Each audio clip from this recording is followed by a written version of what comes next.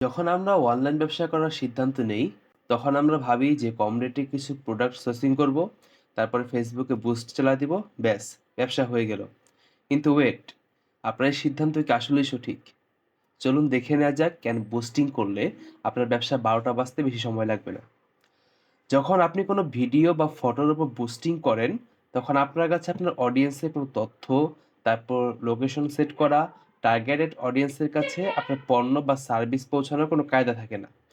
Boosting বলতে আমি বোঝাচ্ছি পোস্টের নিচে যে বুস্ট বাটন থাকে বা নরমালি যে বুস্টিং করে সেটার কথা।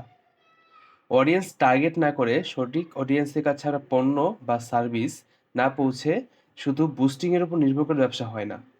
সেলস কনভার্সন বাড়ানোর ক্ষেত্রে অডিয়েন্স টার্গেট করা কতটুকু গুরুত্বপূর্ণ তা আমি পূর্বের ভিডিওতে আলাপ করেছি। এখন সবই বুঝলাম যে বুস্টিং করলে সেলস আসবে না, তাহলে করব কি? আমরা তো এটা চাই না যে আমাদের ব্যবসা বন্ধ হয়ে যাক, বরং আমরা চাই যে আমাদের সেল হোক এবং কন্টিনিউয়াসলি আমাদের সেল হলেই তো আমাদের ব্যবসা টিকে থাকবে। আমরা কম বেশি অ্যাড ক্যাম্পিং শব্দটা শুনেছি। আপনার কেন অ্যাড ক্যাম্পিং এর মাধ্যমে অ্যাড রান করা উচিত তার আগে অ্যাড ক্যাম্পিং কি সেটা চিনে নিই। অ্যাড ক্যাম্পিং হচ্ছে আপনার প্রোডাক্ট বা সার্ভিসের জন্য পরিকল্পিত একটি বিজ্ঞাপন প্রচারণা। এটি এমন একটি স্ট্র্যাটেজি যেখানে নির্দিষ্ট লক্ষ্য অনুযায়ী বিজ্ঞাপন তৈরি করা হয় এবং সেই বিজ্ঞাপন টার্গেট করে নির্দিষ্ট গ্রুপের মানুষের জন্য।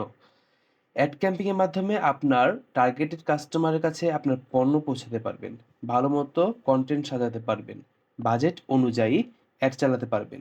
মূল কথা হচ্ছে অ্যাড ক্যাম্পিং এর সাহায্যে সুনির্দিষ্ট কাস্টমারদের কাছে পৌঁছানো যায়, বিক্রির হার বাড়ে, ব্র্যান্ডের দ্রুত গ্রোথ হয়। তো এখন বুস্টিং করবেন নাকি অ্যাড ক্যাম্পিং এর সাহায্যে আপনার ব্যবসায় গ্রোথ আনবেন? আপনার ব্যবসা জলে যাবে নাকি হিমালয়ের চূড়া জয় করবে? তা ডিপেন্ড করছে আপনার এই ছোট্ট সিদ্ধান্তের উপর। দেখা হচ্ছে নেক্সট ভিডিওতে। ভালো থাকবেন।